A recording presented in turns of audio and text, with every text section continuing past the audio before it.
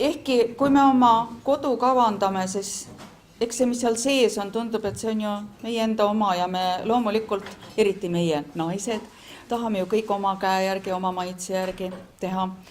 Ja siis väga sageli, kui me linnast läheme sinna maale, siis me tahame nagu sinna sellesse vanasse maamajja kuidagi hästi palju võtta kaasa ka neid väärtusi, millega me linnas juba harjunud oleme. Et me tahame nagu kokku panna, et ühelt poolt, et maja näeks hästi vana ja arhailne välja ja teiselt poolt tahame me, et ta oleks hästi avar, avatud ruumid kõik, hästi palju valgust, kõik see, mis varem toimus pimedas ja salaja, peab äkki hakkama hästi suures valguses toimuma kõik. Et see on väga õhkõrn piir ja ei saa öelda, et miski, mis me oma kodus teeme, oleks üdini vale, kui me pole sellist haridust saanud, aga teinekord on hea, kui keegi, kes nende asjade tagamaid natukene kaugemalt oskab näha ja tulebki võib-olla erapooletult asja juurde, kui neid kaasata ja nende mõtteid arvestada. Et palun, Vene-Kristin ja Rumm. Nii, suur tänu siis Elole meid kutsumast taas siia ja minu arvates on alati hästi oluline see ruum või see määrab mingil määral nagu selle meeleolu, kuidas üldse rääkida sellest teemast, mis on välja kuulutatud ja siin Vabaõhu muuseumi selles kõrtsitoas kuidagi need vanad väärtused ja need, mida me kõik ühiselt jagame, et võib-olla neid kõiki ei peagi sõnastama, et see ruum kuidagi ise ütleb väga palju ära, kus on nagu see stardiplatvorm. Aga paari sõnaga siis meie kohta. Ja tere ka minu poolt. Ja eks me siin oleme täna kui sisearhitektid, aga samas ka ikkagi endised majaomanikud. Ja lausa 2 vana maamaja omanikud ja mõlemad tänases ettekandes ka üritame natuke näidata, sest oma kogemus on tegelikult nagu kõige olulisem kogemus. Aga lühidalt siis meist, et meil on oma nimeline sisearhitektuuri stuudio, Vaikla stuudio ja tegeleme siis interdistsiplinaarselt sisearhitektuursetest projektidest kuni kunstiprojektideni välja. Ja paaril viimasel aastal on olnud just paar huvitavat suuremat tööd. Esindasime Eesti riiki siis Veneetsia arhitektuuribiennaalil 2012, mis oli meie jaoks hästi oluline ja seal me käsitlesime ka mõnes mõttes vanu maju. Seal põhiteemaks oli Tallinna linnahall, mis tegelikult seisab samamoodi õnnetult ja lagunevana ja ka teisi modernse arhitektuuri näiteid Eestis, mis endised kolhoosikeskused ja sovhoosikeskused, mis tegelikult on väärtuslik arhitektuur, aga millel ei ole leitud samamoodi tänapäeval funktsiooni enam. Ja siis suurem projekt oli Tartus asuv Rahvusarhiiv, kus on ka see foto tehtud, Eesti rahva mälu ja väidetavalt on see siis Eestis viimane paberarhiiv üldse, mis ehitati ja kõik edaspidi on digitaalne maailm tulemas. Ja see aasta, mis tegelesime Euroopa eesistumise ruumide kujundamisega nii Tallinnas kui Brüsselis ja jällegi on see projekt seotud mõnes mõttes vana majaga, et Tallinnas toimus kultuurikatlas, kus samamoodi see vana tööstuslik interjöör ja siis see kaasaegne disain ja kaasaegsed vajadused oli kuidagi vaja ühendada mingilgi kombel. Ja see ongi lühidalt kõik ja nüüd pöördume tagasi siis vana maamaja poole ja püüame just vaadata ka neid väärtusi. Mulle Üllari ettekandes meeldis väga see, et ta soovitas siin paar korda võtta mõttepaus ja minu arvates on see üks kõige parem soovitus. Aeg-ajalt mõelda ja mitte robinal tegutseda, vaid mõelda just nende vajaduste ja kõige muu üle. Ja selle juures on siis samad isikud, aga miks ta siin ees on, et meie viimane projekt oli siis see Tartu Rahvusarhiiv. ja mina kaitsesin sellel kevadel Kunstiakadeemias oma doktoritööd samuti hoonete taaskasutamise teemal. Ja kui täpsemaks minna, siis tegelikult mitte taaskasutamise ainult, vaid ka ümbermõtestamise, mis siis tähendab seda, et tihtipeale jäävad vanad ja väärikad hooned oma funktsioonist ilma ja eriti jäävad ilma sellised suuremad ja võimsamad, sest nendega on raskem toime tulla ja lihtsalt see, et vanu funktsioone või vanas funktsioonis nad enam ei toimi ja kuidas siis leida nendele uut kasutust. Nii et siit oli nagu hea edasi minna ja siis ma nüüd vabandan, aga ma olen ikka veel natuke selle oma uurimuse mõju all, aga et räägin natukene alguses teoreetilisemalt ka. Et üldiselt, kui me kokku saame ja räägime, kuidas taaskasutada hooneid, siis tihtipeale sumbub see jutt sinna, et kui saaks sinna majja teha muuseumi, et siis oleks nagu kõik kaitstud ja kõik korras ja tihti on see isegi väga teravalt esil olnud, näiteks Pärnus, kui see olev siin ma enda maja just nagu libises käest ja inimesed hakkasid seal elama ja avalikkus ei pääse enam sinna sisse ja nii, ja siis on just meeles minu juhendaja Mart Kalmu lause, aga et ega see muuseum oleks seda kuidagi nagu paremaks teinud. Aga et tulla siit nüüd tagasi siis Austria teoreetiku Alois Riegli juurde, et juba 19. sajandil käis ta siis nagu välja selle mõtte, et me mitte ainult ei säilita, aga et väärtuslik on just see, kui me ikkagi kogu aeg muudame. Ja siit tekibki küsimus, et siis mida muuta, kuidas muuta ja mis on selle muutmise ajenditeks ja tõukejõududeks. Ja siin toimivad siis paralleelselt kaks väga tugevat jõudu.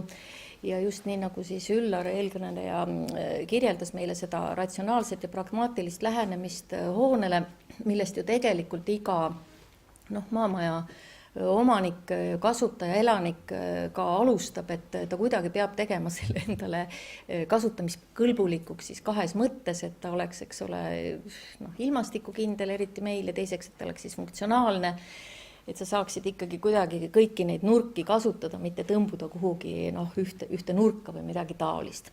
Teisest küljest just see, kuhu võib-olla see eelmine loeng ka nüüd jõudis või see ettekanne just nimelt teie kaasabil, nii et olge head nüüdki, kui tekib kohe mingeid küsimusi ja ettepanekuid, võiks siis seda sujuvalt arutada.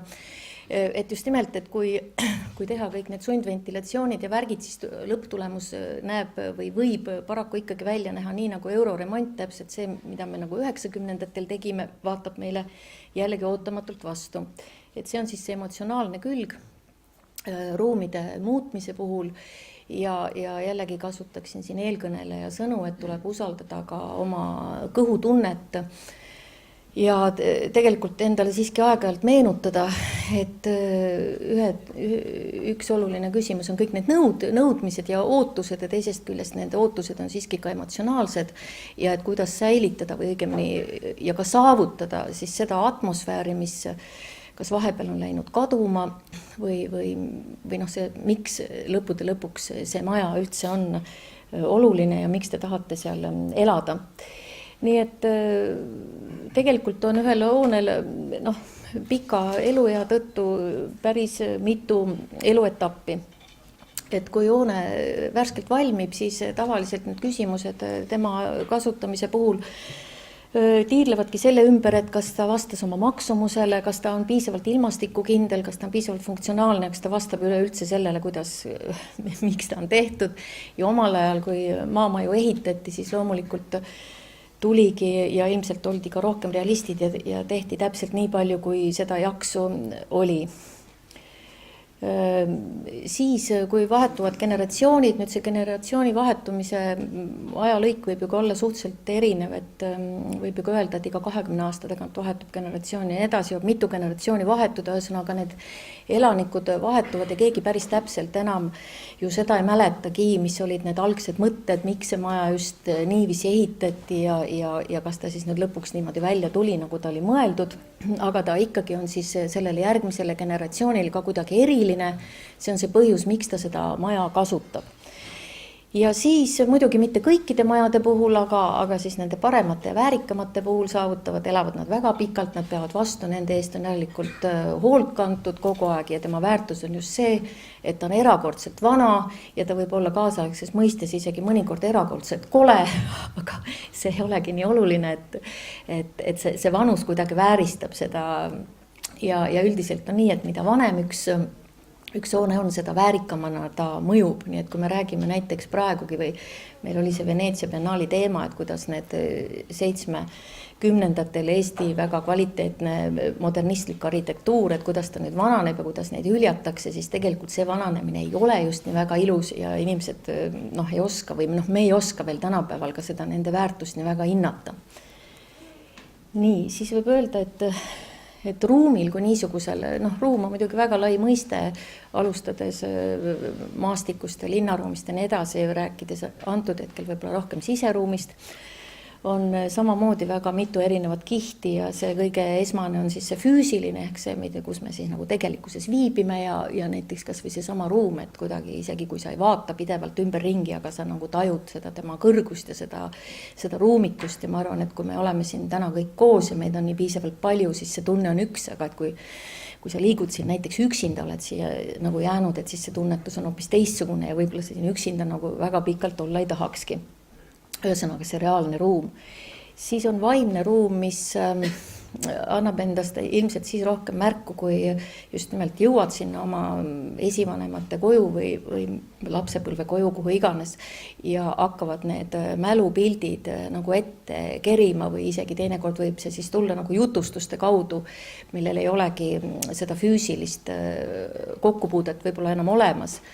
Ükskord oli just selline naljakas lugu, ma ise olen Hiiumaalt pärit, Kärdla keskplatsile tuleb üks naine ja ütleb teisele, et saame siis putka taga kokku, teine ütleb, et mis putka, seda pole ju ammu enam. No jah, aga sa tead küll, et see on seal alati olnud. Ja siis kolmandaks on siis sotsiaalne ruum, mis on siis oluline seetõttu just nimelt, et osa maju ja hooneid, mis ehitatakse, on inimeste hulgas kuidagi nagu hästi kasutatavad ja inimesed saavad seal kokku ja see ongi just selleks oluline, et see hoone ei paku mitte ainult peavarju, vaid on siis eelkõige ikkagi see kohtumispaik ja ta on see koht, kuhu tahatakse tulla ja ma arvan, et samamoodi siis on need meie vanad maamajad, need, kuhu tulevad kokku kunagised sugulased, meie enda järglased, sõbrad ja nii edasi ja selleks ta peab siis ka hästi toimima, et seda suhtlust nagu genereerida ja see on omamoodi nagu huvitav teema, et kui palju tegelikult meie saame oma nii-öelda sisearhitekti professioonist või kui palju me saame nagu mõjutada inimeste käitumist ruumis või kui palju ruum on siis sellisel kujul, nagu ta on, hakkab inimesi nagu suunama. Aga kogu seda logistikat ja kõike ja meeleolusid, et see roll on tegelikult päris suur. Ja igasuguste teemadega tegeldes muidugi tekib ju terve hulk küsimusi ja nii mõnigi kord selleks, et nendele küsimustele läheneda, tulebki läbi teha füüsiliselt igasuguseid protsesse ja vaimselt ja kunstnikud teevadki selleks näitusi ja selle näituse käigus isegi väga tihti ei pakutagi välja lõplikke vastuseid ja täpselt nii nagu tänagi. Võib-olla on see mõte ju seda teemat nagu arendada ja laiendada ja pannagi mõtlema mingis suunas, millega te võib-olla varem nõus ei olnud või siis isegi võib mõni asi saada väga selgeks, et nii ma oma elus kindlasti teha ei kavatse. Nii et kui pikk on ühe maja elu, et see on see küsimus ja eks elu on näidanud, et kõik see, mis on vanasti ehitatud, on ehitatud nagu pikema perspektiiviga, et nüüd tänapäeval arhitektidel ei ole seda kriteeriumit ees või see miinimum on suhteliselt selline 50 aastat aga nii nagu need meie Mustamäed ja Lasnamäed ehitatud on, et eks 50 aastat on täis saanud ja eks need raamaturiiulid hoiavad neid püsti. Siis kas nüüd uus funktsioon või mitte, et nüüd maamaja puhul eks ka meil on ju neid näiteid olnud, et kuhugi tuuleveskisse või vesiveskisse või kuhugi aita või lauta saab tekitada järsku hoopis mingisuguse ruumi, mis ei ole enam nende selles funktsioonis, mis nad olid ja siis kuidas see vajadus tekib ja miks, et see oleneb hästi paljudest ja olulistest argumentidest. Ja eelkõige oleneb see siis selle uue ruumi kasutajatest, eks see oleneb siis teist konkreetselt.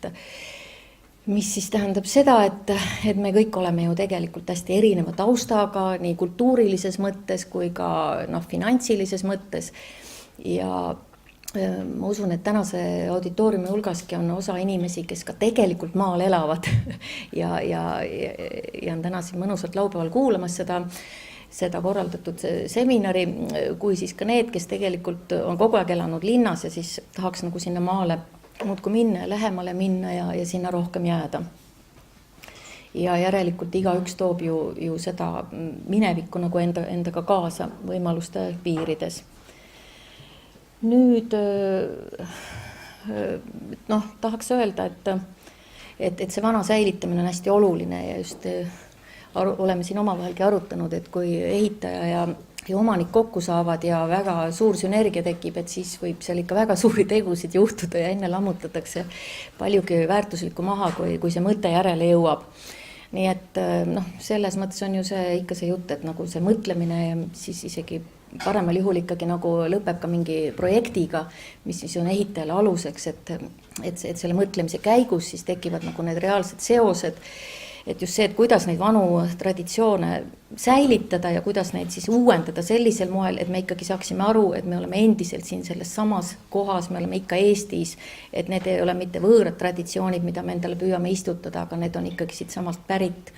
Ja selleks on ka kaasajal siis selline termin kasutus on nagu ruumiline intelligentsus ja see ei ole midagi müstilist ega maagilist, aga see tähendab siis seda, et kuidas lahendada neid probleeme just nimelt kohaspetsiifiliselt või vastavalt sellele kliimale ja asukohale ja ilmakaartele ja nii edasi konkreetses kohas kaasaegsel moel. Ja see väärtuste teema, millest ma täna siin märkasin, et on isegi üks omaette raamat välja antud. Ja just nimelt, et väärtus on ikkagi siis väärtus, kui tal on mingi kandejõud ja uuest väärtusest peab siis, ta on eluvõimeline siis, kui ta on nagu jätkuv. Samuti võib ka, või ma arvan, peaksime olema realistid, et ega kõigele ka elus uut funktsiooni ei leia ja ikkagi mõnikord on mõistlik loobuda olemasolevast erinevatel põhjustel, eks ole, sest muidu maailm ei uueneks ja üldsegi tekiks tohutu kumulatsioon ja kõik koguneks lihtsalt kokku.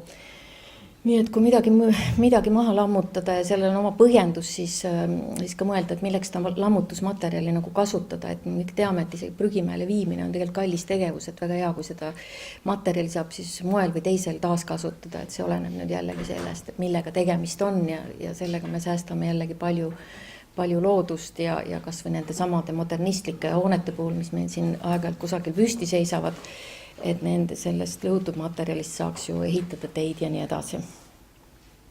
Nii, ja siis lähme edasi siis näidete peale, et korraks vaataks või lühidalt vaataks ka neid näiteid, kuidas mujal maailmas on toimunud ja siis lähme edasi konkreetsemalt nende juhtumite peale, millega me oleme ise kokku puutunud või siin on mõningad toredad näited ka meie sõprade hulgast. See on siis üks Saksamaa niisugune väga tüüpiline ja hea näide, et kuidas ühte olemasolemasse varemesse tõstetakse lihtsalt sisse selline uus moodul. Ma kujutan ette, et see uus moodul on toodetud kusagil tehasest, ta on ääretult minimalistlik ja ühesõnaga seda vana varet tegelikult ma ei ütleks, et päris kahjustamata, siin on näha, et ikka kivihunnik on kõrval, aga väikeste kahjustustega saab seda siis sellisel moel uuendada, et ta muutub kasutamiskõlbulikuks, et nagu öeldud, et kõige suurem väärtus on siis see, kui ruumil on kasutus ja mitte ainult museaalne kasutus, vaid kuidagi aktiivne kasutus, et siin on siis näha, et need aknad on valged ja muidugi, kui me räägime üldse atmosfääri loomisest, siis tahakski just tulla selle juurde tagasi, et mis seda atmosfääri siis loovad, et see üks on see, mida me näeme siis oma silmadega, 80% inimene informatsioonist omandab siis vaatamise kaudu, aga ometigi need teised aistingud jäävad kõik alles ja kui nüüd sigala juurde mõelda, siis kindlasti see lõhna element. Siiski ma olen kindel, et antud juhul see kiht on siit eemaldatud. Võib-olla paar sõna täiendaks. Minu arvates see on päris hea näide selle kohta, et see küsimus, et kui uut funktsiooni ei leita, et tegelikult et see on ju sigala mõnes mõttes ja siin on leitud see funktsioon ikkagi elamise näol uuesti. Aga siin ei ole, selles mõttes on see hea kombinatsioon just nimelt selle uue ja vana vahel, et ei ole üritatud sellest sigalast tekitada siis niisugust nähtavat vana maja, et pannes siia näiteks mingid vanad aknad ette, mis iganes, et ühesõnaga kõik, mis on vana, on säilitatud ja kõik, mis on lisatud, on siis nagu uus ja see on nagu selgelt nähtav, mis on uus ja mis on vana. Et selles mõttes nagu see atmosfäär on säilinud, samal ajal on siia loodud ka siuke kaasaegne funktsioon siis.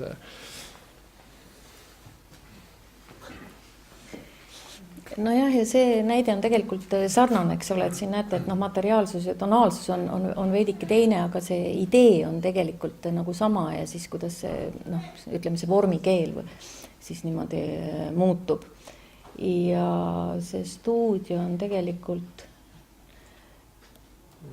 Inglismaal ja ta on tegelikult siis muusikastuudio, eks ole. Ja siis see protsess on muidugi hästi tore, aga kindlasti on võimalik seda tegelikkuses, oleks võimalik, ma kujutan, et Eesti mõistes siiski ehitada seda uut kest, aga ikkagi koha peal, et sa ei pea seda võib-olla nii pidulikult nagu transportima. Ja siin on just hästi elegantne see aknalahendus, et seda keskmist nurgaposti nagu sellisel moel ei olegi, et kui need aknad on lahti, siis tekibki niisugune nurga ava täielikult ja kui nüüd vaatate siin neid siseviimistlusmaterjale, mis tegelikult ju see hämarast heledaks on ka see meie teema, et vanades majades ikkagi on pime, et aknad on väiksemad ja materjalid tavaliselt on hästi tumedad ja valgust ei peegelda, et siis niisugune hele vineer kahtlemata ta lihtsalt on oma olemuselt juba nii valge, et talle piisab ka sellest väiksemast niisugusest valgustuse, kunstliku valgustuse või akende hulgast, ta lihtsalt reflekteerib vastu.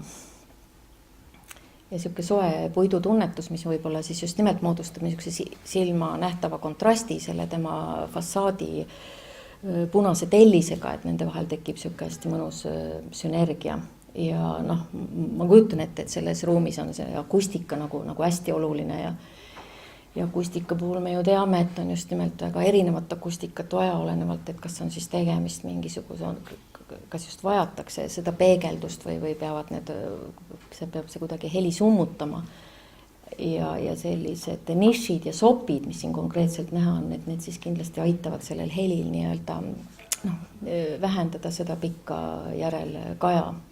Ja akustika on tegelikult oluline ka meie väikeses koduses ruumis, et kui näiteks avatud ruumi panna tööle seda samane teekann või see veekann, eks ole, siis järsku kuuled, et terve see maja on kuidagi järsku nagu seda vee pahisemist täis, et lihtsalt see kõmab sellisel moel vastu. Et kui olenevalt siis liigendusest ja materjalidest. Siis omakorda on üks huvitav teema kirikute taaskasutamine ja Eestis muidugi on see olnud nagu vastupidi, et pigem Vene ajal meil oli tegelikult küll päris palju kirikuid ja pühakodasid, mis siis olid kasutusel alates juba sõjaajast kohe, kas laoruumidena, mis on ju kõige lihtsam, eks ole, ja riik ja kirik olid ju niivõrd lahus, kui üldse võimalik oli. Aga ja siis nüüd Eesti taasiseseisvumise ajal on pigem leitud ikkagi väliskoguduste abiga raha ja igasugusel moel, et pigem ma arvan, et kuigi inimesi ei ole reaalselt nii palju, aga tõesti meeletute jõupingutustega on ikkagi saanud kunagistest kirikuhoonetest uuesti kirikud. Nii, nüüd kui me oleme siis madalmaades Belgias või Hollandis, seal on vastupidi, seal on kohutavalt palju kloostreid, kirikuid ja nii edasi ja inimesed, need kirikud on lukus ja need ei ole pühapäeviti lahti ja tegelikult otsivad võimalust just nimelt, et kuidas nagu neid kasutada ja võib-olla elamiseks on nagu alati ühte maja hea kasutada, kui ta väga suur ei ole, siis kas tahad rääkida sellest püüke?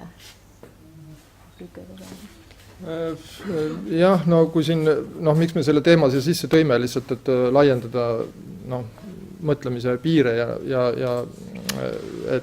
see eelminegi näide, et nagu on varem, et siis ei tähenda seda, et need ei saaks kasutada, et tegelikult kõik võimalused on olemas, et ja kasutada nii vana kui uut. Ja siin mõned aastad tagasi mul õnnestus isegi üliõpilastega osaleda Belgias workshopil, rahvusvaheline workshop, kus tegeleti just nimelt nende kirikute taaskasutamisega. Näiteks sellises linnas nagu Brügge Belgias seal omal ajal oli, seal on praegultki 40% linna arhitektuurist on sakraalse funktsiooniga või oli. Ja loomulikult, kui te mõtlete, et Tallinna vana linn oleks 40%, oleks kirikud, kloostrid, pastorite majad ja nii edasi, et selge see, et nad oleks nagu suures osas tühjad ja see samamoodi. Ja nad otsivad aktiivselt seda uut kasutust sellele. Ja nagu Tüüne ütles, et elamud on üks võimalus. Eestis kahjuks väga lihtne ei ole, sest kirikud tavaliselt asuvad just nimelt kalmistutel ja kes ikka kalmistul elada tahab, aga näiteks Inglismaal on lausa kinnisvara lehekülg, kus on võimalik kirikuid osta ja müüa ja inimesed väga populaarne on see, et nad teevad elamisteks.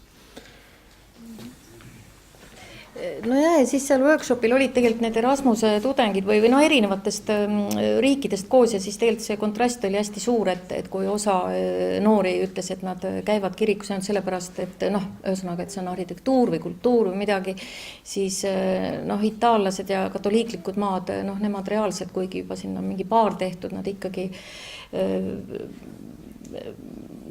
teevad väikse palve ja see nende jaoks on see niivõrd sakraalne ruum nii ehk naa, nii et see on just nimelt see mälu ja see emotsionaalne taust ja kuidas inimesed on kasvatatud ja mis on nendele omane.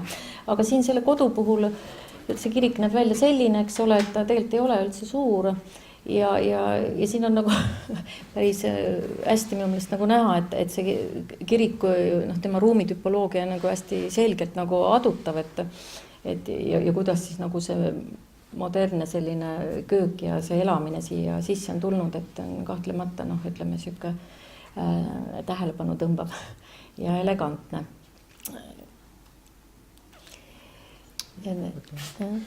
Võib-olla, mis nagu haakub natukene selle vana maamaja teemaga praegult on see, et sellel workshopil põhiküsimus oli just nimelt see pühaduse küsimus, et mis on kellegi jaoks püha ja mõnes mõttes see haakub just nimelt vana maja puhul ka, et mis on meie jaoks püha, et mida me tahame säilitada, mida me võime muuta, et eks need küsimused on nagu sellised igapäevased ja kui kaugele me selle muutusega võime minna, et me ei kahjustaks nagu mingit mälu, mingit mälestust või mingit seda vana maja olemust, et võib-olla siin oleks selline paralleel tõmmata just nimelt selle kirikute teemaga.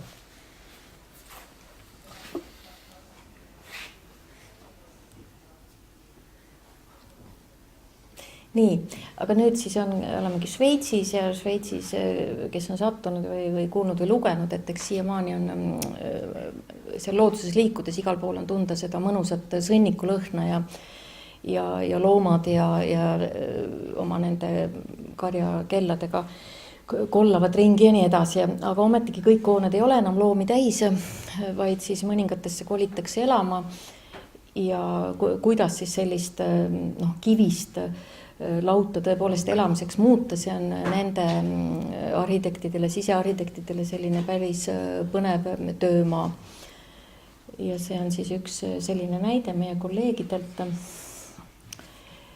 Nagu näha on, kuidagi see välisruumi ja siseruumi omavaheline seos, eks ole, see kivi ja puit ja samamoodi siis natuke seda arhailisust, seda modernsust, et selle vastandamise kaudu on jõutud sellise päris suurepärase tulemuseni, et ilmtingimata mitte vanutada ja samas on ikkagi oluline, et seda atmosfääri nagu päriselt ära kaota, et see endine funktsioon on siit nagu läbikumav see valguse nagu varjamise ja avamise teema.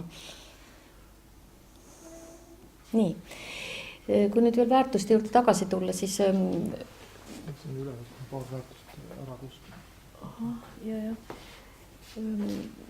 siis kaasaegne kunsti ajaloolane, arhitektuuri ajaloolane Barbara Appelbaum, kes siis konserveerimise teemaga on tegelenud ja on edasi arenenud Alois Riigli väärtuste teemat.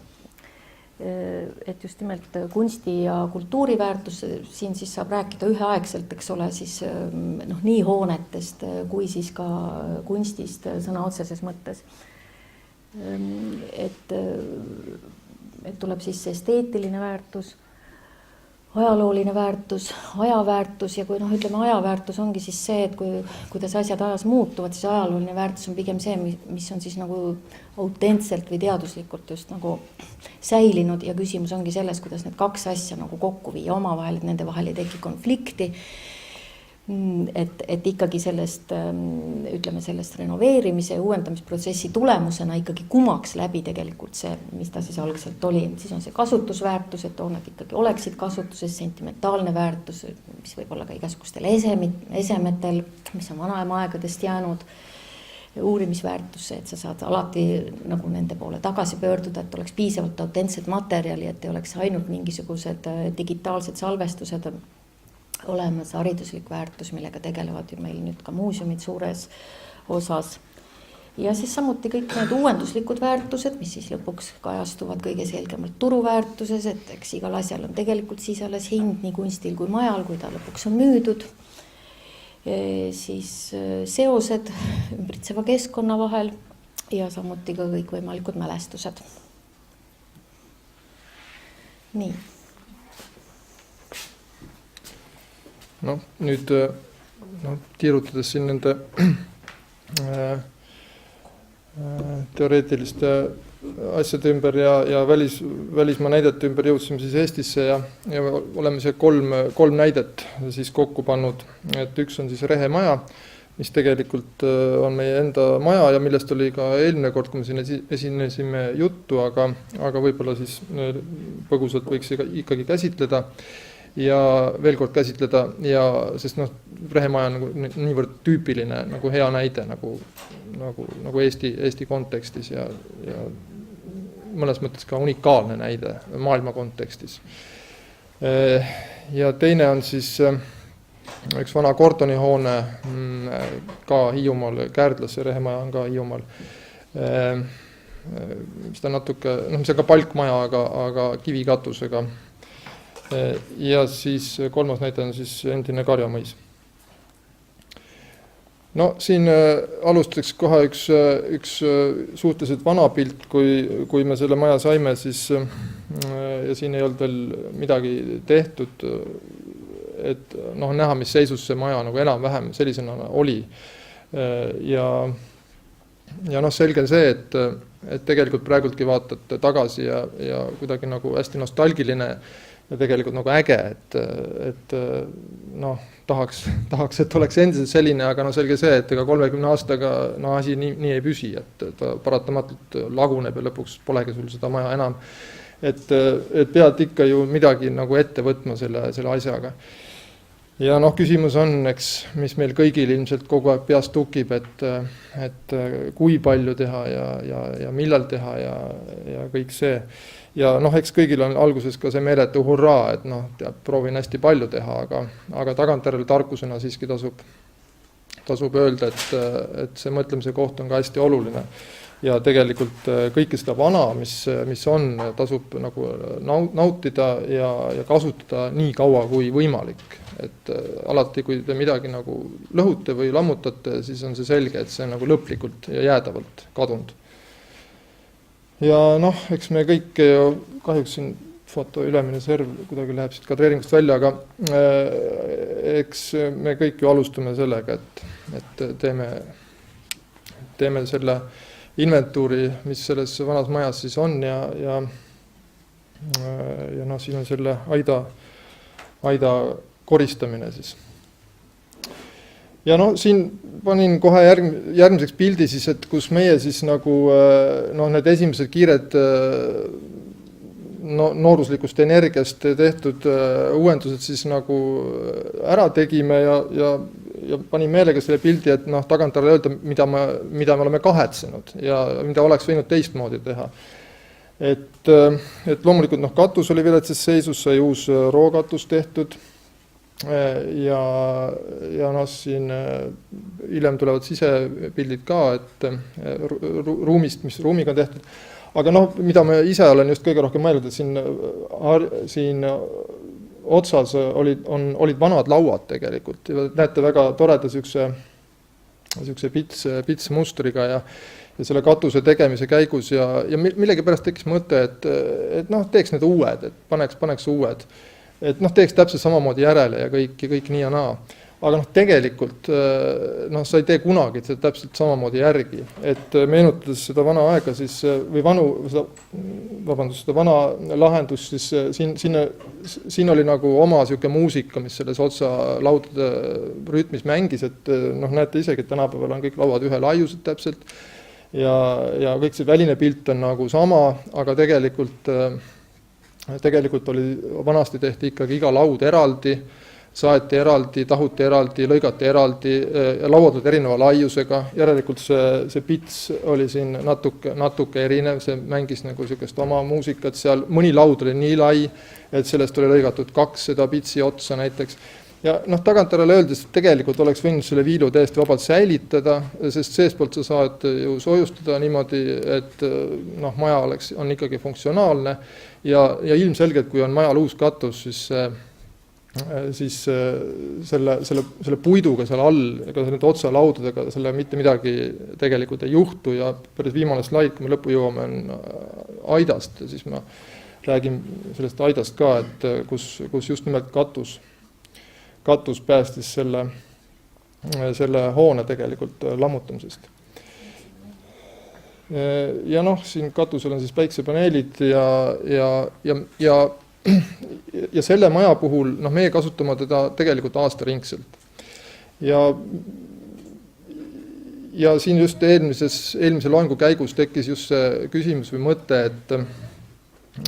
et kuidas ikkagi kaasaegset funktsiooni majja sisse viia ilma seda kahjustamata ja keegi siin ütleski, et kas tuleb käia pesemas saunas. Ja mina ütlen, et jah, tulebki käia pesemas saunas, kui te ei taha seda vana maja ikkagi riskida kõikide nende probleemidega, millest siin tegelikult eelmises loengus juttu oli. Et kui inimene lausa võib-olla ei ela, vaid kasutab seda aeg-ajalt, siis võib küll teha niimoodi, et pesemine saunas ja majja mitte tuua niiskuse probleeme ja tänu sellele säilib see maja ilmselgelt kõikide nende hädadeta, millest siin juttu oli. Aga paar asja, mis siin veel nagu muidugi sai muudetud ja ilmselgelt me tahame neid taastada, näiteks need akende piirde lauad, et jällegi on sellised väiksed detailid, aga need olid lihtsalt ka lagunenud, aga tegelikult nad selles mõttes ei ole autentsed, et need ühenduskohad olid ikkagi diagonaalis ja see profiil oli teine, aga õnneks see laud on meil säilinud, et me saame selle järgi nagu uued teha. Aga need on väiksed detailid, mis tegelikult määravad maja oma omadused ja tema selle meeleolu ja selle vaimse tunnetuse. Aga palju sai ka nagu hästi tehtud ja mitte üleliia nagu kiirustades. Näiteks tahtsime ka, et maja oleks nagu hästi soojapidav ja kõik see ja tellisime uued aknad. Aga aknad kahjuks ei suudetud tänapäeva meistrite poolt teha sellised, see on tunnetuse küsimus, seal on mõne millimeetri küsimus ja ta mõjub robustselt. Ja uskuge meid, need aknad meil olid hunnikus ja tellitud ja me ei ole neid kunagi ette pannud. Selle asemel võtsime kätte ja restaureerisime vanad ära ja need siiamaani peavad vastu 30 aastat tagasi, eks ole, me saime selle maja omanikuks. no lihtsalt jah, see ülemine aken on nüüd uus aken, aga ega seega midagi väga erilist ei ole. Noh, mis selles majas, aga muidu on see rehemaja oli tõesti nagu suurepäraselt säilinud, et on hästi väike Hiiumaale omaselt kogu see struktuur, nagu hooneosa, siis rehetoa osa ja rehekoja osa ning siis hiljem ehitatud sihuke kuur siin otsas. Talvine pilt koos siis aidaga ja siis selles kompleksis siis on veel siit, jääb pildist välja, on saun.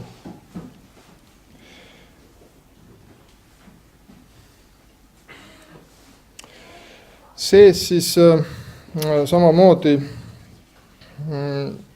dilemma, et kuidas ikkagi seda kaasaegset elu tuua vanasse rehemajja.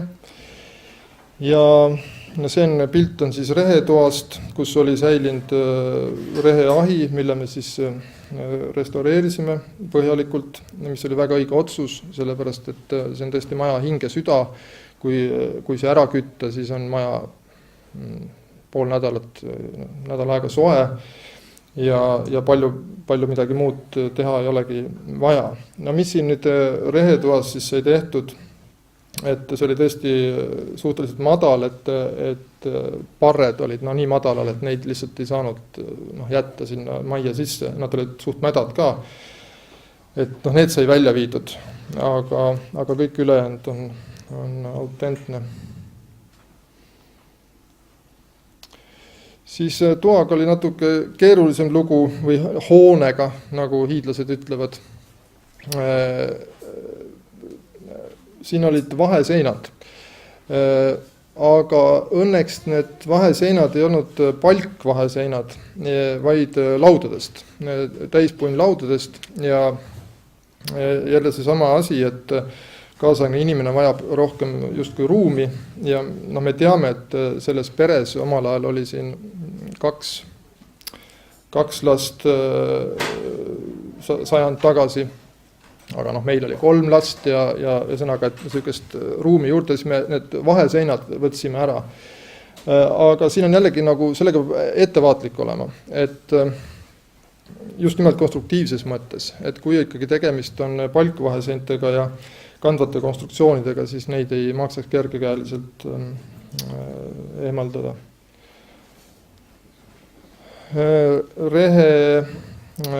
Rehe koda siis, ehk koda, nagu hiidlased ütlevad.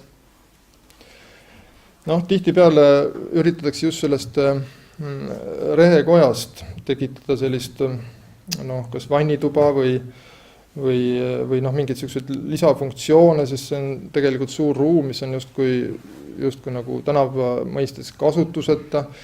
Aga meie otsus on olnud see, me oleme ka palju juurelnud selle üle, et kas hakata sellega tegelema või mitte, aga siiski mitte, et ta on nagu säilitanud siiski, me oleme üritanud leida siia sellise funktsiooni, mis mõnes mõttes tal omal ajal ka oli, et ta on, sinna saab mõned asjad panna, sinna saab suve ajal ikkagi koguneda ja pika laua ümber süüa, ühesõnaga me ei ole asunud selle mingi soojustamise või veel hullem kütmise või mingi niiskete ruumide tekitamise teed, mis ilmselgelt võivad kohe tekitada probleeme vanas majas.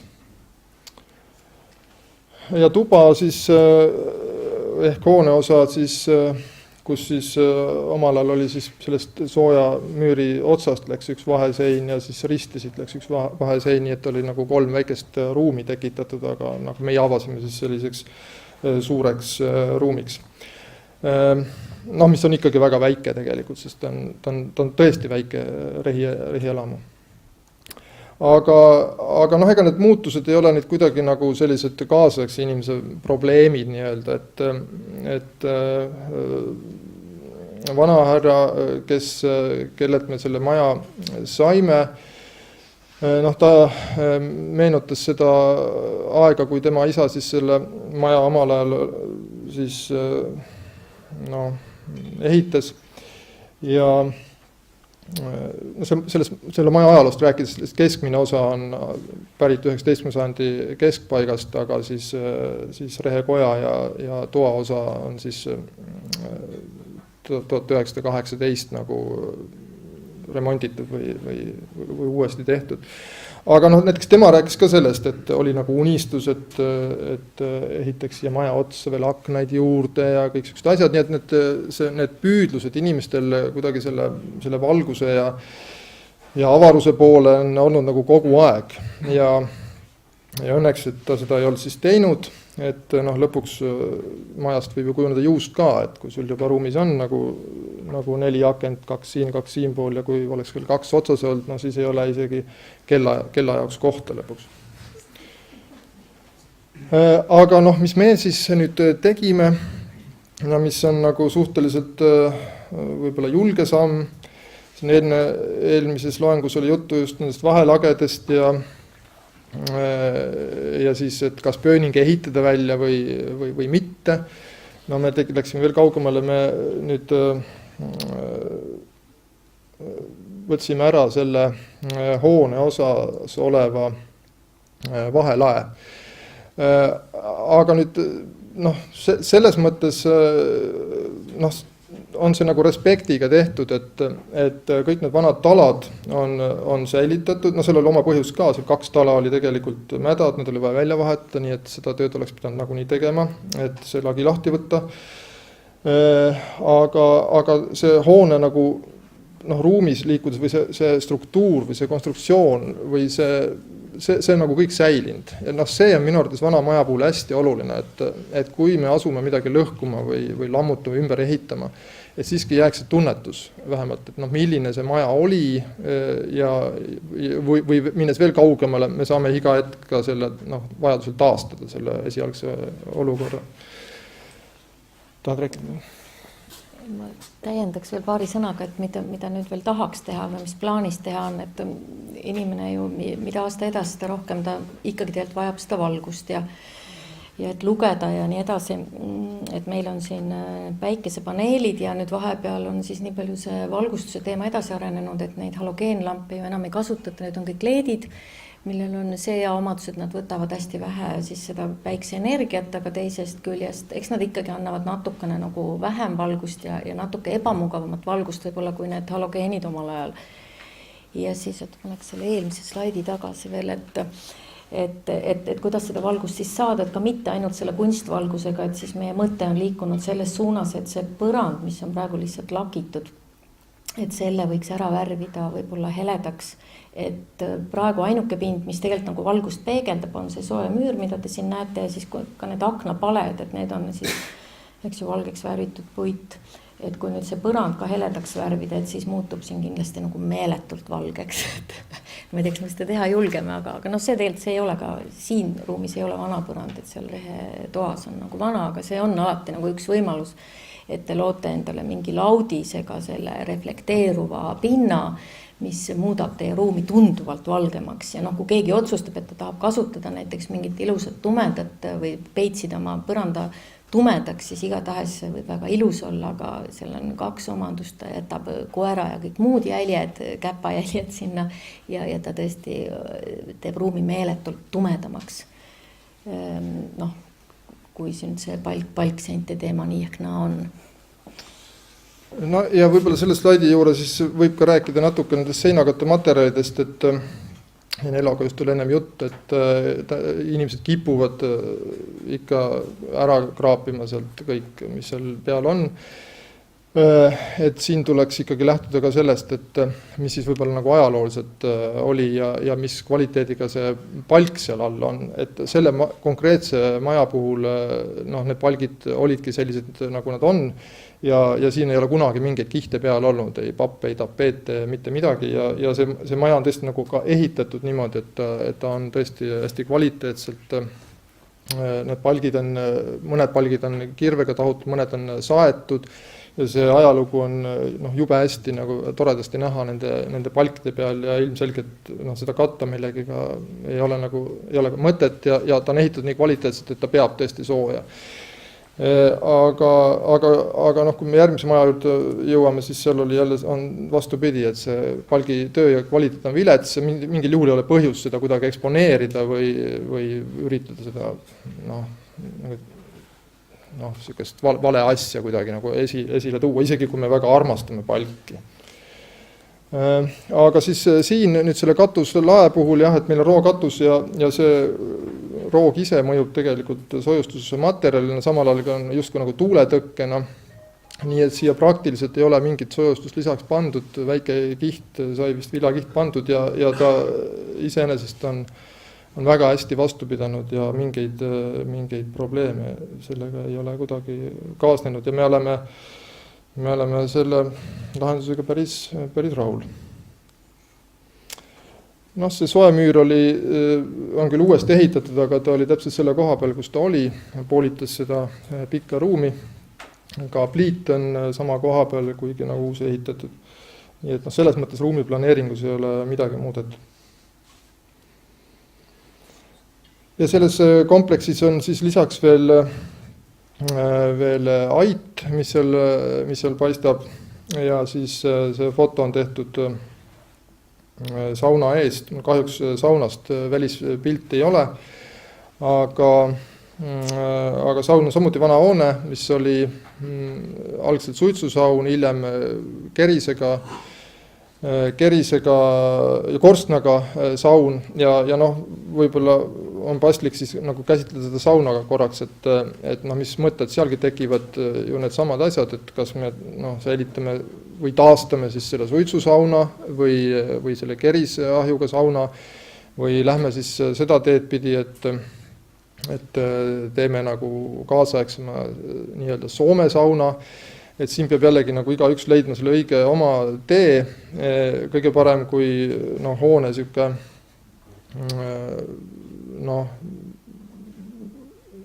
konstruktsioon või siuke põhiolemus nagu säiliks, aga meie siis arutasime seda ka pikalt ja ka leidsime, et kuna me ei ela seal, siis on meil ikkagi vaja seda suhteliselt kiiresti kütta, mitte tervet päeva veeta, et me siis tegime see Soome tüüpi sauna sinna. Aga kogu selle hoone olemuse siis nagu säilitasime, et see on see paarkoosa, siis kus ennem oli veekatel, on nüüd kamin tehtud ja siis kus oli ühine leili ja pesuruum, on siis seinaga pooleks jagatud, nii et pesuruum ja leiliruum on eraldi. Ja nüüd paar sõna sellest aidast, et ei ole kahjuks vana pilti sellest aidast, aga see ait on tegelikult hästi tõesti vanadest palkidest ehitatud ja ilmselgelt kogu selle kompleksi osa neid palke on selle kompleksi kõige vanemad, seal näiteks see ait on nagu koosneb mitmest hoonest, Hiiumaal on nagu kombeks tihtipeale panna asju kokku, et siin on nagu laut, siis on veel teine laut ja siis siin lõpus on veel ait ja vankrikuuri alune, aga kõik on ühe katuse all. Ja siis selle lauda osade palkide otsas on isegi Unger Sternbergi nimetähed löödud, et kui mõisniku maa pealt palk võeti, siis see märgistati. Aga see hoone nägi nagu niivõrd halb välja, et me tõsiselt nagu kaalusime selle lammutamist, sest katust praktiliselt üldse ei olnud ja rookatus on teadagi kallis asi ehitada ja need alumised palgid jooksevad ka vinka-vonka, aga me siiski õnneks ka juhuse läbi ühel talvel helistas meie rookatuse tegija, et kuule, et kas sul katust ei ole kuskil vaja, et meil talvel siuke pausi moment, et hea meelega ehitaks midagi ja ütlesime, et meil tegelikult aida puhul oli see mõte, et tehke ära ja kui me järgmine kord siis kohal läksime, oli hoone saanud täiesti uue katuse ja tegelikult see hoone oli justkui nagu ellu ärganud uuesti. Ja siiamaani me nagu mõnikord arutame seda, et kus see mõte meil üldse tekkis seda lammutada, et tegelikult kui hoone saab uue katuse, siis ta on nagu uuesti sündinud. Ja nende alumiste palkidega, mis ka kohati nagu tundusid, et nad väga esimeses nooruses enam ei ole, et sellega ei ole mitte midagi juhtunud. Ja siukse varjualusena panipaiga on ta suurepärane asi, et sellest väike võib-olla moraal, et tihtipeale saab väikse liigutuse või väikse asjaga asja ikkagi päästa, ennem kui seda suure uraaga lammutama hakata. Nii, nüüd üks teine hoone, millega me ka tegeleme, on siis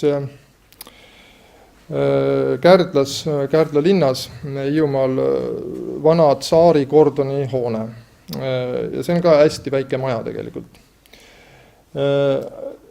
Ja ta on kivikatusega, me sinna kavatseme kunstiresidentuuri asutada, aga see maja on muinsuskaitse all. Ja selles mõttes tuleb sellesse veel erilise respektiga suhtuda. Aga siin on mõned pildid, mis seisus siis me ta nagu kätte saime. Et siin on näha, et ees on nõukaajal ehitatud telliskivi koda. Siin on juba... Ma ütlen vahel, et see ehitusaasta teelt 1834 sellele, et teelt on hästi vana nagu originaalis. Ja ühesõnaga arvatakse, et Tüüne on selle kohta isegi uurimistöö kirjutanud, et ta ehitati sel ajal siis, kui Kärdla külas tekkis sadama koht ja mõisnikud hakkasid seal siis kalevit tootma ja vilja lambaid kasvatama ja see oli vaja ka piirivalve järele vajadus. Ja esimesed tööd siis see vana vooder sai eemaldatud, nõukaaegsed lisandid lammutatud, siit külje peale tuli veel kuuride rida ja tegelikult siin kõrval on veel üks 80-ndatel ehitatud hoone, aga see õnneks praegu pildi peal ei ole. Ja siis tegelikult tundus selle maja, kui see maja nagu hakata nagu tükkideks võtma teda või lahti võtma, et midagi nagu taastama, siis tegelikult päris ruttu võib selguda, et seda on päris vähe, mida siin üleüldse hoida ja meie jaoks oli kõige atraktiivsem, huvitavam ja selle maja ka kõige iseloomulikum asi tegelikult see katus. Ja mõnes mõttes ta on selline nagu kelpkatus ja ta on barokilik. Ja see kivikatus, mis tegelikult muinsuskaitse oli selle 2000. aastate alguses nagu taastunud või justkui nagu korda teinud. Aga teinud siis niimoodi, et nii nagu lihtsalt tehakse, eks ole, pannakse see kile siin alla ja kivi peale. Aga need kivid olid siis pärit sealt Suuremõisa lossist? Jah, nii et kivid on tegelikult päris vanad. Aga nagu näete, et tegelikult maja, ütleme, see olemus oli säilinud, aga aknad tegelikult nõukaajast, absoluutselt mitte iseloomuliku jaotusega. Samal ajal kõik, ma siin tegelikult klõpsan edasi, et siis on näha ka, et akende asukohad olid nagu säilinud, mis oli nagu suur väärtus. Aga mis oli nagu huvitav asi ja et ikkagi sellise restaureerimise käigus tekivad nagu põnevad leiud ka oli see, et 3 kihi puupõranda alt tuli tegelikult välja saviplaatidest põrand, mis on Hiiumaale on teada olnud, et seal oli savipõletus töökoda ja näiteks Reigi kiriku põrandal on samasugused plaadid nagu säilinud ja meie majas tulid need ka nüüd välja. Kahjuks oli sinna hiljem muidugi ehitatud puitpõranda, need talade kohad olid nagu läbi lõiganud selle, aga me suutsime päästa siiski päris suure hulga neid, et neid siis restaureerimise käigus hiljem kasutada uuesti. Aga pilt siis selline, mõned huvitavad detailid veel, et näiteks siin pisike ava tekkis kuskilt seina seest välja, mis oli muidu voodri laua all ja siin ees kojas suhteliselt vana laudis ja siin ees oli ka sihuke oina hingedega uks, nii et noh, mõned sellised pisikesed detailid siiski olid säilinud.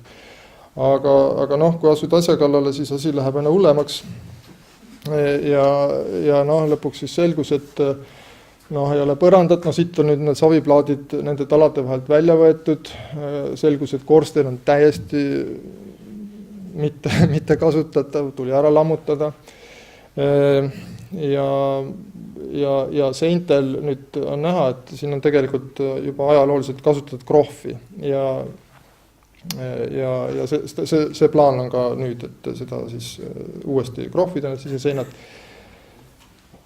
et ei pea seda palki kuidagi paljaks kiskuma, on ka muid võimalusi. No siin on üks plaan, et sellest asjast paremini aimu saada, ehitusjärkudest, selles mõttes võib-olla tasub natuke isegi seda ajalugu uurida, et aru saada sellest loogikast, miks ja kuidas selline maja on tekkinud, et noh, tegelikult selgus, et esimene ehitusjärk on tegelikult see väiksem osa ja see osa on siia hiljem juurde ehitatud ja siin olid mõned vaheseinad ja siis see kollasega siin on märgitud, mis osas oli säilinud see saviplaat põrand, aga no selline väike killuke siin markeeris seda, et tegelikult ilmselgelt oli kogu see hoone kaetud algselt nende saviplaatidega. Nüüd kaardistasime siis kõik kahjustatud palgid. No, siin on ainult kahest põhja- ja lõunafassaadist pilt, aga noh, neid kahjustusi oli ikka nagu päris kõvasti, nii et tegelikult kui noh, võib julgelt öelda, et no ma ei tea, 30% sai palk ikka välja vahetatud, kaasa arvatud tehtud uus vundament majale.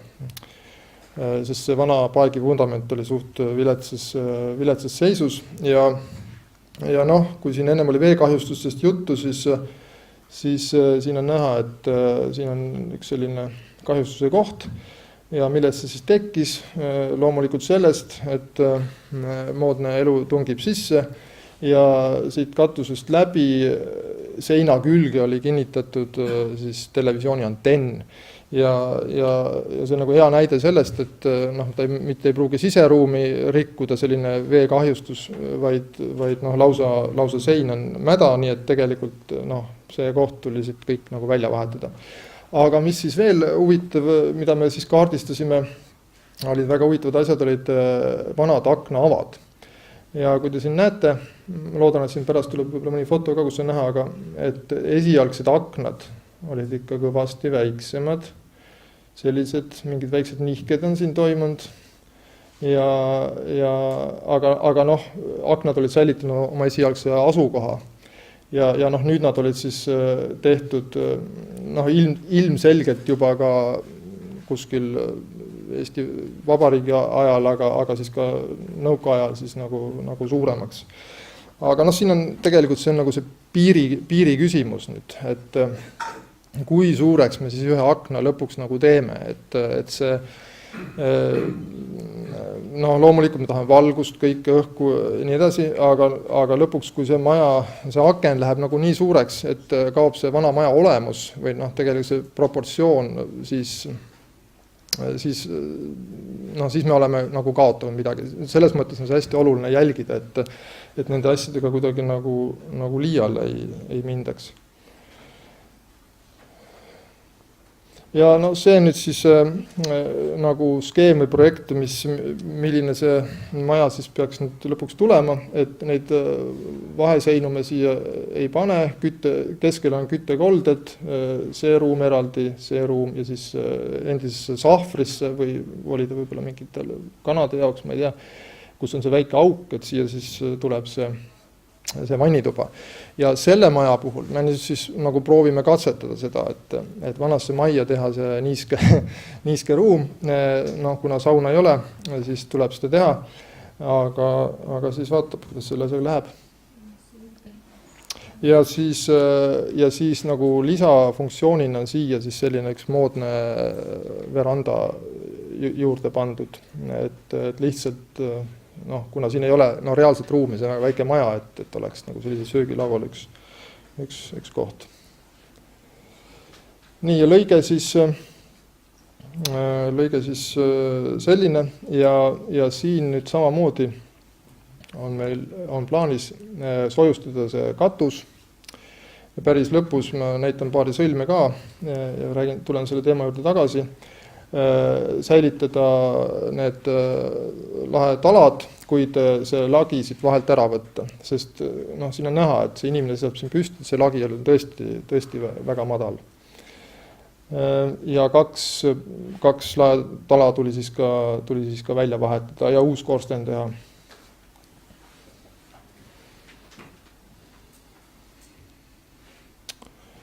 Siin on üks sõlm, kui siin natuke mingist praktilisest poolest rääkida, et lihtsalt see on siis see vana palk. Sissepoole siis säilitasime need samad liistud, kui panite tähele, seal ei olnud mitte kroofimatte kasutatud, vaid palgi peal olid, võib-olla tulepanev foto peal näha, olid löödud eraldi liistud risti. Nii et sisse tuleb uuesti krohv ja väljapool siis sai soojustatud teda 50 mm tsellu villaga, pluss siis täispunn laudisest tuuletõkke ja veel papp oli siin vahel. Ja siis õhuvahe ja laudis. Sest sellel majal meil üks vana foto oli ka säilinud. Oli algselt kohe, tal oli välisvoodri laudis peal, aga seda vana laudist ei olnud. Väikses osas oli säinud uue fassaadi all, nii et me enam-vähem täpselt saime teada, milline ta oli selline liistudega.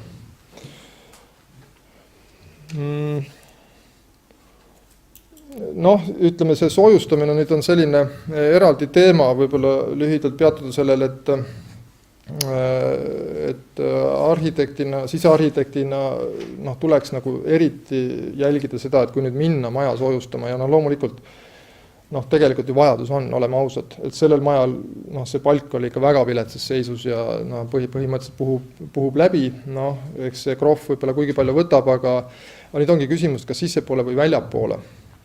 Ja ilmselgelt palkmajal on mõistlik see ikkagi nagu väljapoole siin panna, aga siin peab jälgima, et sellega seoses ei tekiks tüüpiline viga, kus aknad lähevad nagu auku.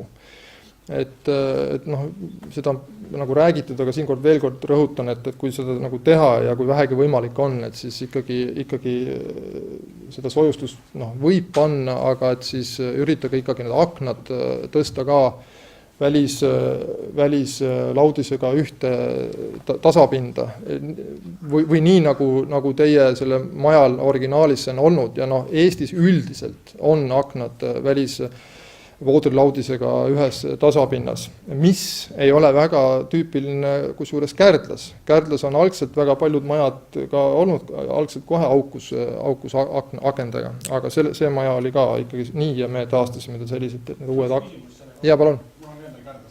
Ja on ka nii aukus akendega. Sama asi praegu käsil, et tahaks väljapoole tõsta, aga mõttekis see teema, et see leng, milles need vanad aknad on säilitada, see leng on tapitud maja koostega, et ta nagu palli osa. Ja kui ma tahaks need samad originaalaknad teha korda ja tõsta väljapoole, mul vaja sinna tegelikult uut lengi mida teha. Siis järgi või kuidas?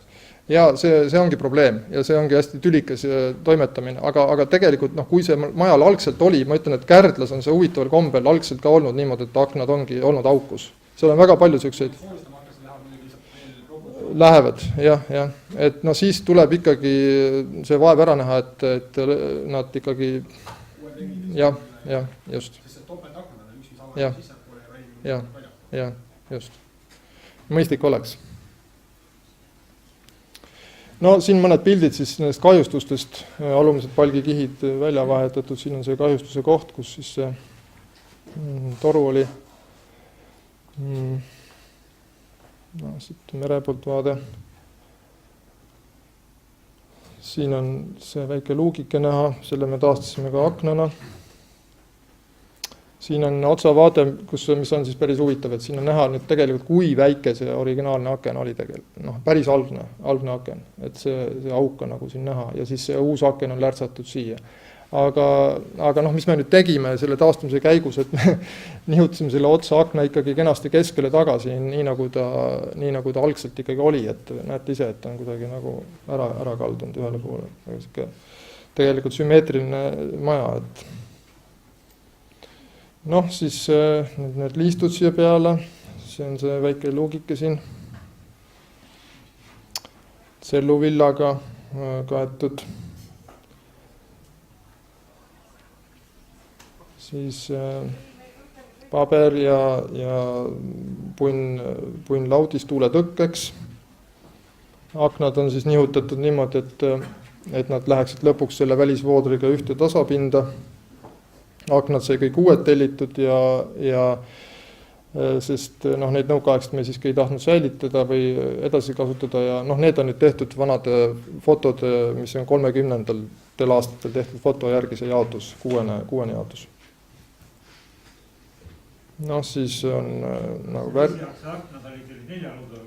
ei, tähendab, päris esialgsete kohta selles mõttes ei oska midagi öelda, et fotomaterjali maja on aastast 1830, aga see foto, mis on pärit 30. aastatest, seal on ta 6 ruuduga juba. Nii et tegelikult, kuna täpselt ei tea, milline need esialgsed olid, siis lähtusime sealt, millised nad ühel hetkel olid. Ja kuna nad olid nagunii juba suuremaks tehtud, et me ei hakanud nagu päris neid esialgselt taastama. Lina oli värvid loomulikult ja näete ise, maja on juba päris kobe, eks ole. Siseasjad siin, pinnas sai välja veetud, liiv.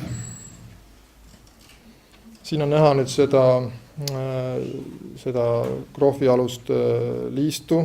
Küll oli tegelikult meil soov seda krohvi seal nagu säilitada mingis osas, et oleks vähemalt aru saada, see on vana, aga ikkagi selle palgivahetuse käigus paraku tuli see kõik maha nii-öelda. Siis põranda soojustamine. Siin on nüüd põrandatest võib ju ka palju rääkida, et meile samamoodi dilemma, et kas teha siis puitaladel alt ulutatav või siis betoonplaadi peal ja me jäime lõpuks, kuna seal ikkagi siis alt ulutatavat vundament ei olnudki, siis on lahendus see, et soojustatud ja betoonplaadi peal. Siin on see väike vannitoa osa siis, kus peavad kõik need niiskuskindlad kihid veel siia peale tekkima. Ja väljast juba päris hea ja siis tuli asuda sisetööde kallale. Aga näete, sellel suvel oli lõpuks siis ikkagi maja jälle selline, sest asudes sisetööde kallale oli ikkagi aeg nüüd ka edasi läinud, me oleme selle majaga ikkagi mõned head aastad tegelenud, et see lahendus, mis ikkagi sellel katusel oli omal ajal 2000. aastate alguses kiiruga tehtud, lõppkokkuvõttes meid ikkagi ei rahuldanud, et seal oli kile peal siis kivi, aga ikka tugevate tuultega see ikka laperdas kõvasti ja juba oli ta katki ja oli selgelt näha, et kui seda probleemi nüüd ikkagi õigel ajal ära ei lahenda, siis probleem jääb ja ainult süveneb. Nii et sai siis sellel aastal tehtud väga karm otsus, et ikkagi võtame katuse maha ja teeme siis korralik aluskatuse, vettpidav aluskatuse ja siis kivid uuesti peale, mis sai muidugi sortitud ridade kaupa korrektselt, nii et iga kivi ka oma koha leidis. Ja siin on nüüd nagu 2 sõlme, mis ma siin nagu välja tõin, et esialgne lahendus siis, või mõte oli meil selline, et kuna see maja ikkagi oli algselt nagu tuulduva pööninguga või pööninguga hoone, kus siis lae sarikad on kenasti õhu käes ja iseenesest, kui sealt isegi mingi kivide vahelt mingi niiskus või vesi sisse tuleb, siis ta tuuldub väga kergelt välja. Ja kuna meil oli selge soov algselt, et me ei hakka seda kivi maha võtma, siis lahendus oli selline, et me paneme sarikate alla tuuletõkke ja soojustuse ja siis siseviimistluse, nii et tegelikult jääb sarikate vahe nagu tuulutatav ja mis oleks iseenesest nagu päris hea lahendus sellise asja puhul. Aga probleemiks siis saigi lõpuks see, et see kile, mis siin all on, ikkagi laperdab ja kuna oli halvasti tehtud, siis ikkagi laguneb ja lõpptulemus oleks tähendanudki seda, et kui see kile oleks lõpuks katki, mida ta juba ka oli, siis see vesi tuleb läbi, läheb siia sellele tuuletõkkele, eks ole, ja näed ise see tuuletõkke mööda, ta jookseb täpselt palk seina ja ongi kõik. Teine probleem oli see, et kuna see maja on ikkagi hästi suht väike maja ja madal, siis soojustuskiht viib selle katuse, selle nurga ikkagi nii madalale, et ta praktiliselt jooksis juba aknasse. Nii et nagu ei olnud kõige parem lahendus, mis oli ka põhjuseks, mis me siis selle vaeva ette võtsime, katuse maha võtsime. Ja uus sõlm on siis nagu selline, kus siis soojustus on ikkagi lae või sarikate vahel, ja siit, mis on nagu selles mõttes nagu korrektne, et see soojustus jookseb ka seinaga täpselt kokku ja see tuuletõkke on siis jookseb ka seinatuuletõkkega kokku, siis peale seda on siis õhuvahe, muidugi mis on hästi oluline, ja siis täis laudis, mille peal on siis kahekordne kiht ruberoidi, nii et ta tegelikult on nagu veekindel katus on siin selle kivikatuse all. Nii et hetkel siis on lahendus selline. Sellise asja puhul peab muidugi olema äärmiselt ettevaatlik ja jälgima jällegi maja proportsioone. Et õnneks meil ta väga palju nagu ei tõusnud, et seal mingi 8 senti, ütleme kogu see katus. Aga just see, et kui katus nagu tõuseb, siis räästas ja kogu see proportsioon, et ei tekiks seda niisugust ma ei tea, seene-miku efekti, et katus hüppab üles ja all on mingi imeliku proportsiooniga maja. Et siin peab hästi jälgima seda. Soovid sellest kõnemest? Ma kasutaksin oma õigust ja võimalust siia vahele nüüd just selle, kuna oli juttu selle akende väljapoole toomisest ja lõpuks ometigi ma saan sisearhitektist küsida seda, et kogu aeg räägime seda, et tooge aknad väljapoole ja maja muudkui kasvab väljapoole. Ja kui me nüüd võtame interjööri seisukohal, siis aknalaud muudkui laieneb ja kunagi pole meie vanades majades olnud. Tänapäeval on muidugi tore panna sinna lilleposti, perenaine paneb järjest rohkem neid sinna, aga et meie nii-öelda ajalooline sisemus hakkab muutuma kogu aeg, kui me kogu aeg neid väljapoole toome. Mida siis arhitekti? Jaa, aga tegelikult mina väga ei paneks seda pahaks, kui aknalaud nagu sügavamaks läheb. Sellepärast, et väljastpoolt ta ikkagi mõjub nagu ebaloogilisena või ta ikkagi, ta ei ole nagu ikkagi, esiteks seal on muidugi need probleemid ka, et eks siis sisemuses olev aken, sealt kõik need veeprobleemid ja kõik need, aga ta ikkagi, see välisilme majal võiks ikka säilida sellisena, nagu ta vanasti oli. Ütleme, see aknalaud oli ikkagi nii või teisiti ja see, kui see aknalaud on natuke sügavam, minu arvates sellest ei ole väga midagi.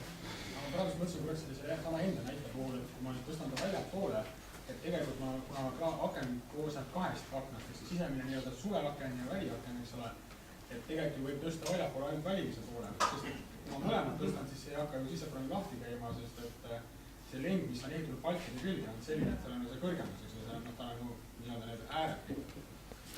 Sisemine jääb sissepoole ja välim läheb väljapoole, siis kui kahe akna vahe väga suureks. Ja see on halvem lugu võib-olla, kui see kahe akna vahe väga suureks läheb, siis ta hakkab valgust ikkagi kinni hoidma. Tähendab, teeks lihtsalt küsimus, et kas tavaliselt on nad aken nagu ühe lengi küljes või nii et sa saaksid nagu tõsta laiali. Tähendab, isiklikus seisukohast mina hoiaksin need aknad selle vahe ikkagi sama, pigem sama, mitte teha väga suureks, sest tegelikult see aknaraam on nii või teisiti, ta võtab valgust kinni ja kui välimine aken ja sisemine aken lähevad üksteisest kaugemale, siis seal tekib ikkagi sisemise originaalakna tõstan ka välja, siis ma ei saa talle lihtsalt selle lahti võtta, kuna tema suurus on ju suurem kui lengi kõige väiksem ava. See on ikka see probleem. Okay. Nojah, eks igat asja peab võib-olla eri juhul nagu käsitlema. Aga siis väga kiirelt vaatame siis veel ka kolmanda näite, mis on tegelikult meie sõbra maja, kes on niisugune väga põhjalik ja tal, see on Karjamõis algselt ja seal tegelikult on kaks kompleksid. Siin on päris huvitav näide, kahjuks ei ole sellest hoonest siseruume, kuid see on natuke meenutab seda näidet maailmast, mis see Sigala näide nii-öelda. Et ta tegelikult, tal oli selline vana maja seal algselt ja ta on selle täielikult säilitanud. Üks-ühele, ta ei ole mitte midagi siin teinud. Isegi kõik need, näed ise, et need ära kukkunud lauad ja asjad, kõik on täpselt nii nagu ta oli. No siin on nüüd just see ajaväärtus, et see on nagu reaalselt kole, aga see on tohutult väärtuslik tema jaoks, tema enda esivanemad on siit pärit ja ta tahab selle sellisena säilitada, aga niimoodi ta seal sees elada ei saa. Ja mis ta siis nüüd tegi? Ta tegi seda, et sinna sisemus on täielikult, sinna sisse on ehitatud uus maja sisuliselt, vineeriga, kõik modernne, kaasaegne, kõik funktsioonid, vannitoad, värgid, niiskustõkked, nii et tegelikult, kui te kujutate seda sõlme ette, siis on see välismaja, siin on väike õhuvahe ja siis sissepoolne ehitatud uus maja. Ja päris äge ja omamoodi. Isegi aknad on tal tehtud niimoodi, et need originaalaknad on jäänud sinna väljapoole kõik ja sisse ta ongi pannud uued aknad, jah. Et kõik paketid, värgid, välimised kukuvad peaaegu eest ära. Näete ise, see laudis on siin ära kukkunud, eks ole, midagi pole säilitud, kõik on selline. Aga siis selle sama, seal tema esimene maja seal, aga siis tegelikult on see endine Karjamõis ja seal on säilinud need varemed, Karjamõisa varemed ja võib-olla siis natuke haakub siis ka selle stuudio näitega, mis siin maailmast oli toodud, kus siis nagu tegelikult varemed saab ka funktsionaalselt ära kasutada ja tema siis on rajanud selle uue hoone või tegelikult külaliste maja siis siia varemete sisse, jällegi neid varemeid mitte kahjustades.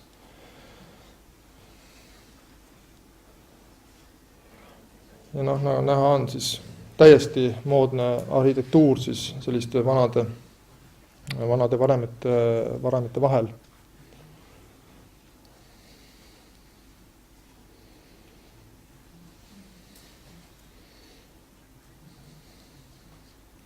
Mõned sisevaated ka, see uus hoone on nagu täiesti moodsalt lahendatud.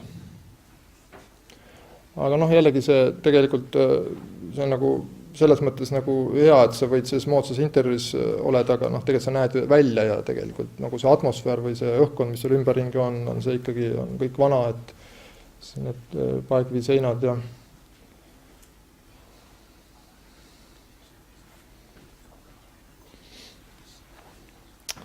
no nii, kui ma tüüne siis No siis lihtsalt väike kokkuvõte selle pika jutu peale, mis siin juba eelnevaltki on kõlanud, et tegelikult iga maja on ikkagi omaette nähtus ja siin saab muidugi teha mingeid üldistusi just nimelt nagu alguseski, et kuidas ikkagi teha seda, eks ole, ilmastiku kindlaks ja nii, et on mingid reeglid, aga samas, kuna meil ei ole mingi tüüpprojektiga tegemist, siis aga raudreegel on see, et ikkagi võimalikult palju säilitada, lihtsalt sellepärast, et seda vana asja enam mitte kunagi tagasi ei saa, et äärmisel juhul on võimalik nagu tegelikult jaapanlaste traditsioon ongi, et nad iga 20 aasta tagant ehitavadki uue asja, nendel ei ole nagu ka traditsioonilises mõttes sellist konserveerimist sellist lähenemist nagu meil, et nad õpetavad oma järglasi siis samade töövahenditega, samade töövõtetega tegema eelmist asja ja niimoodi nad siis säilitavad oma traditsioone. Ja noh, tihtipeale on linnapildiski see, et mingi asi lammutatakse maha ja siis mõtled, et tuleb uus asemele, näiteks nagu praegu läheb kaubamaja lammutamiseks ja tuleb uus asemele, aga see 100% kindel ei ole, et see uus on mingi ilma ime võrreldes selle vanaga. Et lihtsalt omast kogemusest ka, et kui vahetada näiteks uksi või aknaid, et vanasti oli just nimelt see puidu kvaliteet, et talumees lihtsalt teadis seda algusest peale, ta kontrollis või tegi ise selle protsessi läbi, et ta võttis selle puidu maha talvel, eks ole, ta kuivatas seda korralikult, ta teadis täpselt, kuidas ta seda teeb, aga tänapäeval sa ikkagi mingi kiirkuivatuse või iganes protsessi tulemusena saad mingi asja, mis ikkagi varem või hiljem hakkab ennast nagu kuidagi rombi tõmbama.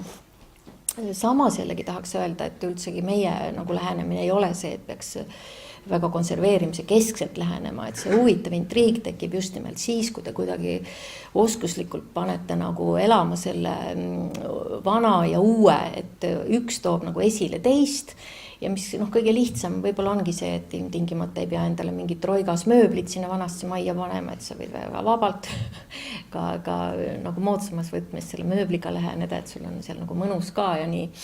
Aga siis võib-olla see vana kest, eks ole, või siis teinekord miks mitte ka vastupidi, et on mingid väga moodsad interjöörid, aga siis mingisugune Luteri vabriku tool võib seal nagu tulla esile nagu pärl, kas või see materjalide, vastandlike materjalide kombineerimine toob just nimelt need erinevused esile või tihti küsitakse kas või näiteks värvide kohta, et ei tea, mis värvi peaks midagi värvima, et tegelikult sellele vastust ei ole, et raudreegel ongi see, et kui nagu tahad mingit sükest head atmosfääri, et kasuta mingeid vastandvärve, et mis on kõige lihtsam, et võta kasutusele nii soe värv kui külm värv ja siis nad hakkavad vastastikku nagu võimenduma ja panevad nagu hõõguma. Ja siis see, et just nimelt, et keegi tuleb, on need siis järglased või on need külalised või et nad saaksid nagu reaalselt aru, et tegemist ei ole mingi pettusega, et mingi asi on ikka ehedalt vana ja mingi asi on nagu reaalselt uus, mis on nagu eile sinna majja tekkinud. Ja et 4 aasta aega, et eks me selle all nagu kannatame ju pidevalt, aga samas see on see, mis teeb meid tugevamaks ja mille üle me oleme tegelikult uhked. Ja just nimelt, kui nüüd mõelda veel meist kaugemal elavatele või teisel pool elavatele jaapanlastele, siis nemad oma nende paberseinte ja lükandustega just nimelt on nagu järgimas või järginud seda printsiipi, et nad lähevad kaasa nende aastaaegadega, kui on külm, siis nad on isegi sellega nõus, et on külm, kui on soe, siis nad on nõus sellega, et on soe, sellepärast et see paberlükanduks, see laseb neil kuidagi elada või tajuda ka seda, mis toimub väljas. Et see on paratamatus. Ja just miks me selle panime siia, et tahaks julgustada, et lääne inimene üritab nagu tekitada sellist nagu tasapaksu kliimat, et sul on nagu talvel ja suvel siseruumis kogu aeg see +21, eks ole. Aga tegelikult see ei pea ju nii olema, et minu arvates on see väga okei, kui meil on talvel natuke kõhe toas, aga siis teen kaminasse tule või ahju tule ja siis ma tunnen, kuidas see kõik nagu mõjub. Ja suvel siis nagu vastupidi, et eriti vanade majade puhul ma arvan, me võiksime kõik natuke rohkem leppida sellega, et see kliima ei pea olema kogu aeg ühtlaselt ühesugune nii suvel kui talvel. Nii et see paindlikkus tegelikult kehtib nii siis meie kui inimeste kohta, kui siis ka majade kohta, et kui nüüd meenutada veel, kui modernistid tulid, Mies van der Rohe ja teised, siis nad just nimelt lõid selle avatud ruumi printsiibi, aga samas just see, et ruum on paindlik, sul on võimalik seda nagu vastavalt kasutusele nagu ümber tõsta, igasuguste liigend ja lükand ustega seda liigendada ja see puudutab ka nagu neid materjale, nii et igasugused muutused kuidagi oleksid ikkagi nagu võimalikud, et see kõik tuleneb lõppude lõpuks ikkagi sellest, et kes me siis ise oleme, et alati teha üks väike stopp, jälle mõelda selle järele, võib-olla isegi minu enda sisemised väärtused on muutunud ja noh, see, et sa tunned lihtsalt ära, et see on nüüd see sinu kodu, eks ole, et see ei ole kellegi teise kodu, et selles mõttes siis jõudu.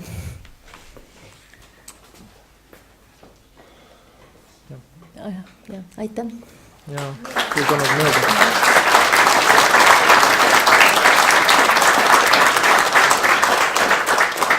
Kõigepealt enne, kui teil on küsimusi, ütlen, mul on nii õudselt hea meel, kui tohib nii öelda, õudselt hea meel selle üle, et kõikide nende väärtuste kihilisuse välja tõite, et liiga sageli leitakse vanade majade puhul või tuuakse välja, et ainsad väärtused on nende vanus ja autentsus. Et nagu need oleksid ainsad väärtused, mis inimeste koduga seonduvad. Et suur aitäh, et meie oma Rasmus Kask, kes teadur, kes kahjuks on praegu haige, tegeleb just nimelt ühesõnaga meie maa arhitektuuri väärtuste teemaga väga sügavuti, nii et see on tõesti suur aitäh. Aga on mõnedki küsimused, jah? Ja, palun. Ja teie suhtumine näiteks sellesse Põhjamaade sise see, et lagi, põrand, seinad või valgeks. Ma nägin küll, et teie ise seda kasutanud ei ole, aga kuidas nii-öelda siin Eestis seda kasutusele võtta või on see, sobib see siia, ei sobi? Ei, tegelikult teatud mõttes sobib või see on ikkagi see, et iga maja on unikaalne. Näiteks see sama Gordon, seal tulevad siseseinad valged, sellepärast need on olnud valged. See krohv, mis seal oli ikkagi nagu lubikrohv ja valge. Et selles mõttes ma arvan, et kindlasti sobib ka, aga mitte, ma ei mõtle kuidagi nii, et kõik peakski kogu aeg ainult valge olema. Et seda kindlasti mitte, et see on ikkagi vastavalt sellele situatsioonile. No siin jällegi on nagu inimese endaga ka tegemist, et mõnele inimesele meeldib elada näiteks klaasmajas või et on üleni peeglitega ümbritsetud, aga teisele see jälle üldsegi ei meeldi. Ja ütleme nii, et tumedad ruumid üldiselt soodustavad rohkem nagu mingit kontsentreerumist ja nagu sissepoole pööramist ja valged jälle siis loovad nagu tõesti niisuguse väga avara meeleolu, et samamoodi nagu mõni inimene tuleb koju ja ta paneb kõik tuled põlema, mis tal on ja teine siis vastupidi, et on sellised mõningad valguspunktid ainult, nii et siin peab jälle nagu iseenda peale mõtlema, ja selle peale ka, et kus need aknad on ja kui palju seda valgust tuleb, et eks põhjapoolsetes tubades on ikka reaalselt ka ikkagi väga pime, kui sa seda veel pimendad ja lõunapoolsetes jällegi vastupidi. Mõnikord oma töös, kõige lõpus nagu jõuad tavaliselt selle viimistluse määramiseni, mis värvitoone kõige lihtsam määrata ja siis ongi nii, et talvel määrad neid värve või suvel määrad neid värve ja siis objekt saab mingi poole aasta pärast valmis, et siis kõik on tegelikult nagu muutunud, et valid värve selle elektrivalguses ja suvine päike tuleb ja paneb need hoopis nagu teistmoodi nagu särama, et ühesõnaga aastaajad muudavad neid värve iseenesest ka juba. Kas oli nii, et selle Hiiumaa rehielamuga selle põrandaga, see ei ole 30 aastaga midagi teinud ja mismoodi seal selle vee asja tuvasti lahendasite? Vee asi on väga lihtsalt lahendatud. Kaev on väljas ja ämbriga tuleb vesi sisse tuua ja solk tuleb ka ämbriga välja viia. Aga põrand on niimoodi, et selles hoone osas ehk toas, seal me tegime uue puupõranda, 30 aastat tagasi. Seal oli samamoodi liiva sees, olid talad ja lihtsalt see põrand oli nagu tõesti läbimädanenud. Just, lauad ja tegelikult põrandtalad ka, aga täpselt nii nagu oli, nii tekkis. Aga see rehetoa põrand, seda näiteks me ei ole vahetanud ja see on tõesti, ma ei tea, 100 aastat vana ja sellega nagu ei ole nagu midagi juhtunud ka. Nii et oleneb ruumist ilmselt. Sulle teenusega ta on samasugune nagu elutoas? Ta on nagu selles mõttes, ta on nagu vana.